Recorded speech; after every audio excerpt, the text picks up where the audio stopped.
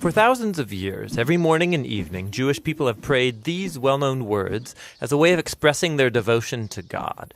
They're called the Shema. Hear, O Israel, the Lord is our God, the Lord is one.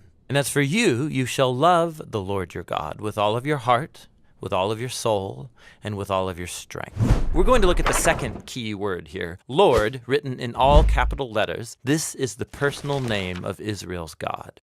We first learn the meaning of this name in the story of Moses and the burning bush in the book of Exodus chapter 3. God appears to Moses and he commissions him to liberate the Israelites from slavery. And so Moses wonders, what if people ask the name of the God who has sent me? And so God responds, tell them, Ehyeh has sent me to you.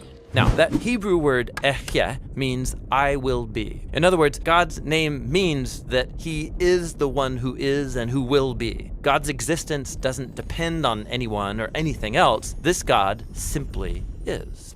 But it will sound kind of strange for Moses to go say to the Israelites, I will be has sent me to you. Only God can say, I will be. So in the next sentence, God tells Moses the version he should say aloud, Yahweh, the God of our ancestors, he has sent me to you. Now, that word Yahweh is the ancient Hebrew form of the verb he will be. And this is the personal name of the God of Israel. It appears over 6,500 times in the Old Testament. Now, here's what's interesting. Over the centuries, Israelites wanted to honor the sacred nature of this divine name. So, as they read the Hebrew Bible aloud and they came to this name, they stopped saying Yahweh and instead started saying the Hebrew word for Lord, which is Adonai. Now, this practice has been continued throughout the centuries, and so later, when people started translating the Bible into English, they adopted the same practice. Instead of spelling out the divine name, they translated it as Lord, spelled in all capital letters. Okay, you got that?